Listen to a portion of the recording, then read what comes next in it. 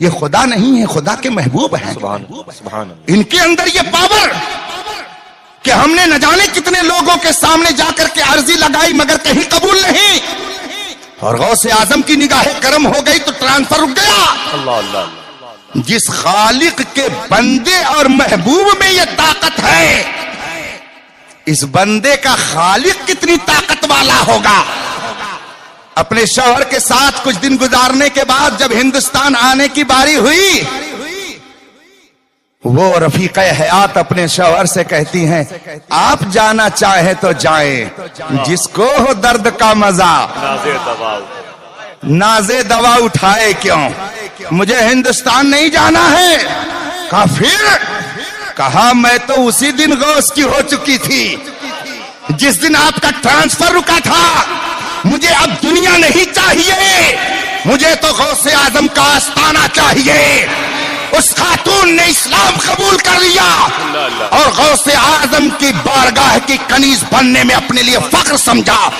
50 سال ہو گئے ہیں حضور سیدنا غوث اعظم کے دربار کی خادمہ بن کر کے وہاں پر انہوں نے زندگی گزارنا جو شروع کیا تو اس وقت ان کی عمر تقریباً 80 سال ہے، اور بڑے بڑے لوگ وہاں ان کے گھر جا کر کے یہ دیکھتے ہیں کہ کیا یہی وہ خاتون ہے کہ جو غوث اعظم کی زندہ کرامت بن کر بیٹھی ہوئی ہے۔ میرے بھائیوں، اگر کوئی وہابی مل گیا ہوتا تو ایمان اسے نصیب ہو پاتا؟ یہ ایمان کٹوا ہے، ہماری دیہاتی زبان ہے۔ ہمارے ادھر جو شادیاں لوگوں کی کاٹتے ہیں ان کو بیاہ کٹوا کہتے ہیں۔ کچھ لوگ ہوتے ہیں تو ایسے ہی کچھ لوگ ایمان کٹوا، کچھ لوگ توبہ کٹوا ہیں، بہت قسم کے لوگ ہیں۔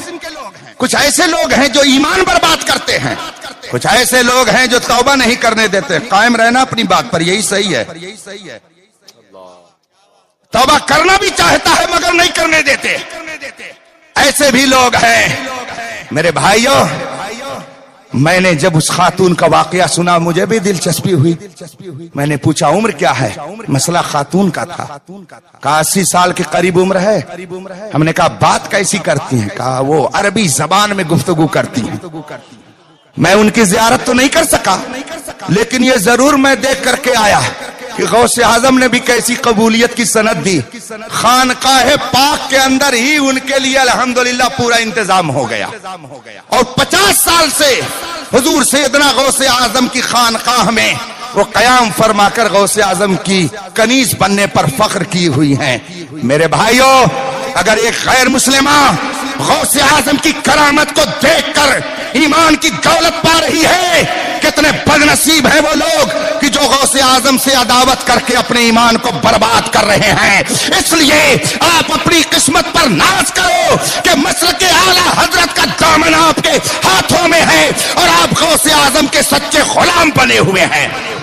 رب کائنات اپنے محبوبوں کے طفیل ہماری دنیا بھی آباد رکھے اور ہماری آخرت بھی آباد رکھے۔